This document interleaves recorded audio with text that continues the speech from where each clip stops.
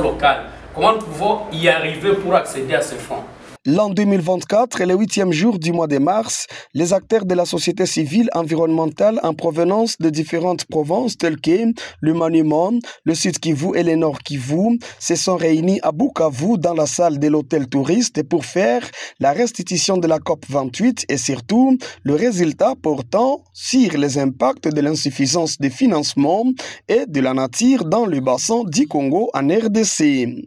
Reconnaissant l'importance inégalée du bassin du Congo en tant que deuxième plus grande forêt tropicale du monde et le premier en termes de séquestration de carbone, jouant un rôle déterminant dans l'atténuation du changement climatique et constituant une ressource pour la résilience et l'adaptation des vies pour des millions d'habitants de la République démocratique du Congo. Recommande ce qui suit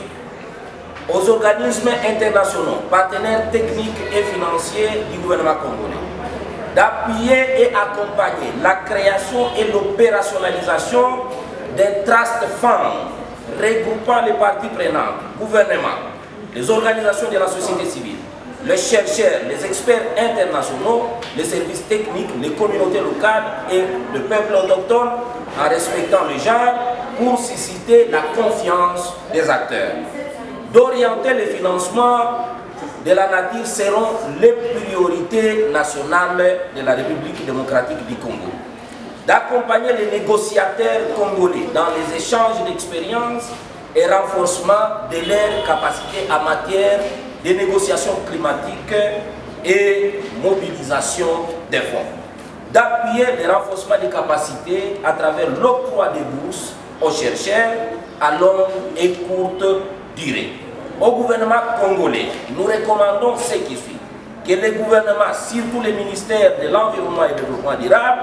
qui participent activement, de continuer à participer activement à toutes les négociations, surtout les conférences des partis préparatoires, en se faisant accompagner par des experts qui maîtrisent la thématique du changement climatique et de la biodiversité, surtout selon les réalités du terrain. Que le gouvernement honore ses engagements en contribuant financièrement au Fonds mondial pour la nature.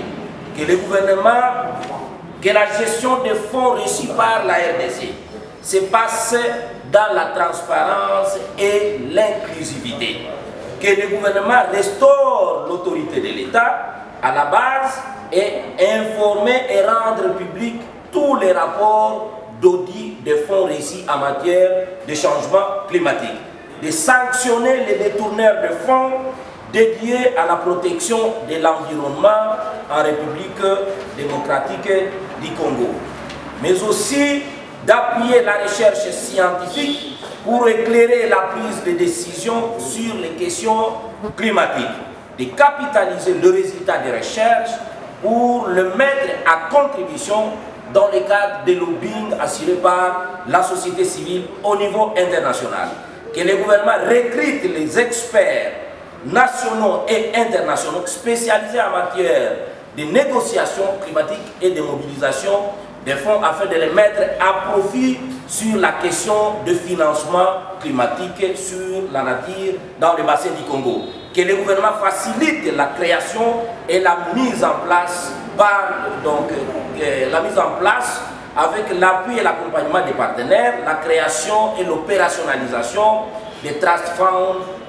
regroupant les parties prenantes, gouvernement, organisations de la société civile, les chercheurs, les experts internationaux, les services techniques, les communautés locales et peuples autochtones, et dans le respect du genre, afin de susciter un climat de confiance entre tous les acteurs. Bref, on doit appuyer la protection de la nature dans les bassins du Congo. Sans cela, l'humanité naviguera à vide sans espérer à la stabilité planétaire attendue.